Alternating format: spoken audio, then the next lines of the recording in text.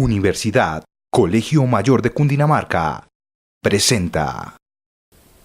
En los principios de la teoría general del contrato, encontramos que los 4 pilares de esta teoría se encuentran en la fuerza obligatoria del contrato, el efecto relativo de los contratos, el consensualismo y la autonomía de la voluntad. Basados en esos principios de los contratos y esa fuerza obligatoria es lo que hace que el derecho del consumidor nazca. Derecho del consumidor. Se debe a la necesidad de industrialización, a la producción en masa y a la economía de los mercados. Cuando todo esto sucede, empieza a existir una influencia del derecho clásico, consecuencia de la existencia de unos sujetos en posición de vulnerabilidad estructural. Se pierde la idea de igualdad formal y empieza la necesidad de mantener el capitalismo. Empiezan también por otro lado capitalismos a aparecer los contratos de adhesión y aparece la libertad de los consumidores o desaparece la libertad de los consumidores a la toma de decisiones. Esto empieza a crear la necesidad de cambiar el paradigma. Venimos de abandonar la posición de neutralidad del derecho privado tradicional que asumía frente a las relaciones de los particulares y preocuparnos por una sola persona en estos momentos que era el consumidor. Por eso se crea una legislación especial, un microsistema, en la Ley 1480 con rasgos un poco protectores. La Ley 1480 es un microsistema ¿por qué? Primero, es la unión de 2 sistemas, la unión del Código Civil y la unión del Código de Comercio. Es un cuerpo normativo dotado de especialidad, es una ley propia, autónoma porque por sí sola prevalece coherencia interna y con principios internos. El derecho al consumidor es diferente a los derechos generales, es decir, los macrosistemas establecidos en otro tipo de normas frente al microsistema establecido en las normas protectoras del consumidor. ¿Cómo se compone el derecho del consumidor? Se dicta la Ley 1480, se incorporan los textos constitucionales y se da el rango constitucional, se hace la centralidad en el sistema y se derivan a través de derechos de normas que consideren directamente aplicables. Posteriormente en esas normas integran al sistema general. ¿Qué derechos se garantizan con la ley y de protección del consumidor? Protección de la salud a través de la regulación que se hace con la Superintendencia de Salud.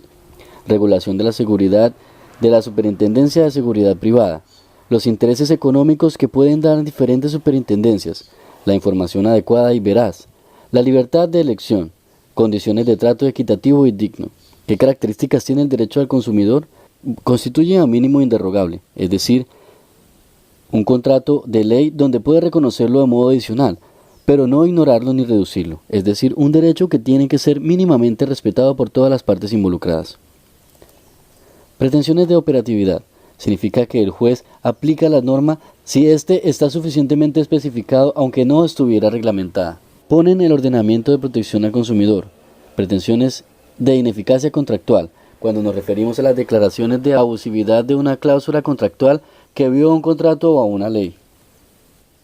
Actualmente en Colombia digamos que tenemos una ley que ha venido en ascenso, que ha venido en evolución, pero esa ley es nueva para temas colombianos. A nivel internacional, digamos que las leyes de protección del consumidor se vienen trabajando desde hace muchos años. Así que un análisis como ha sido la evolución de las normas de protección al consumidor, encontramos que las primeras regulaciones las hicieron aproximadamente en los años 1973, a través del Consejo Europeo en 1975, a través de la Comunidad Económica Europea. En esa evolución histórica, nosotros podemos encontrar que se garantizaban muchos de los derechos que hoy en día estamos garantizando, como son la protección a la salud, la tutela de los intereses económicos, entre otros. También, si miramos un poco el derecho comparado y hacemos una trazabilidad con el tiempo, encontramos por ejemplo que en 1984 la legislación española trabajó en enunciado de la Ley de Protección al Consumidor, al igual que la ley ecuatoriana, la mexicana, peruana, entre otras legislaciones a nivel internacional. Ya han ido hablando de derechos del consumidor. Si nos vamos un poco más allá de las legislaciones internacionales, podemos encontrar que la legislación más extensa en América Latina y la encontramos en Brasil en 1991.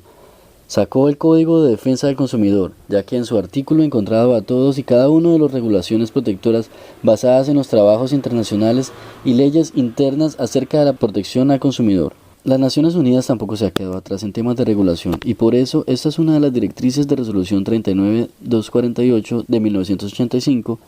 Las Naciones Unidas consagró 3 objetivos fundamentales y la protección al consumidor era lograr una protección adecuada de los consumidores en distintos países, facilitar las modalidades de producción y distribución y promover la adopción por parte de los proveedores de normas estrictas de ética de conducta.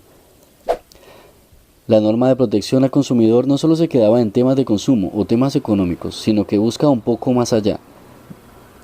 la compra de consumismo, sino que regulaba temas de salud, la educación, la toma de decisiones, y eso no solamente buscaba regular y controlar, sino que también se busca educar y que los consumidores estuvieran educados a tal punto de que pudieran tomar decisiones más acertadas.